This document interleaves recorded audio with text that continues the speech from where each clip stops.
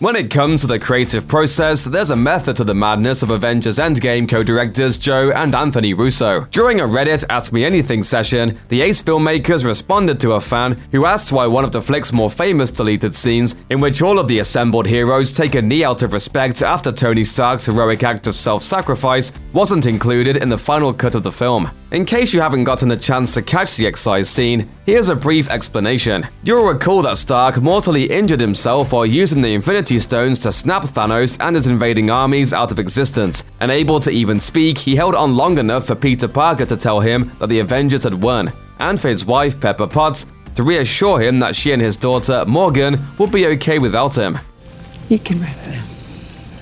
And so he did rest, taking his last breath. The deleted scene in question would have taken place directly after this. In it, we first see an utterly shell-shocked Captain America and Thor, in disbelief over the loss. Then we cut to Hawkeye, who slowly, tentatively drops to one knee. One by one, the rest of the heroes follow suit.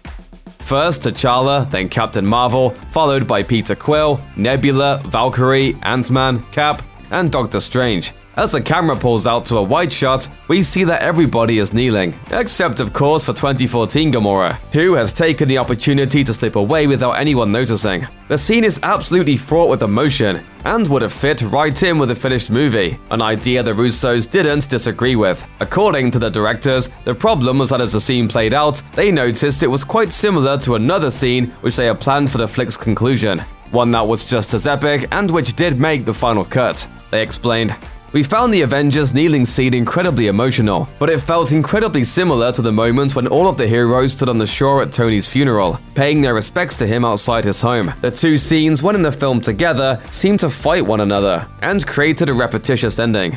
That actually makes a ton of sense. The way in which the camera lingers on every character in the deleted sequence, making sure that everyone's reaction is recorded, strikes pretty much the exact same emotional chords as a funeral scene. It could also be argued that the funeral scene is more impressive because it's strikingly accomplished in a single shot, and because there are a few more relevant parties present such as Nick Fury, Happy Hogan, and a grown-up Harley Keener.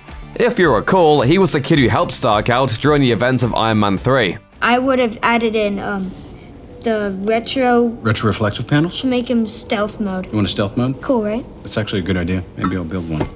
It's easy to see how the inclusion of the take a knee scene could have diluted the emotional impact of that dramatic one-take sequence. It's worth asking though, if the scene might show up in an alternate version of Endgame down the road. A director's cut, perhaps? It turns out that we have an answer to that question as well, thanks to the Russos' AMA. Their answer to the question of whether or not there will ever be a director's cut of Endgame was straightforward. They said, "Honestly, no. We have always released a version of each of our movies we wanted to, so you would never see a director's cut of a Russo brothers Marvel movie, because you have already seen it."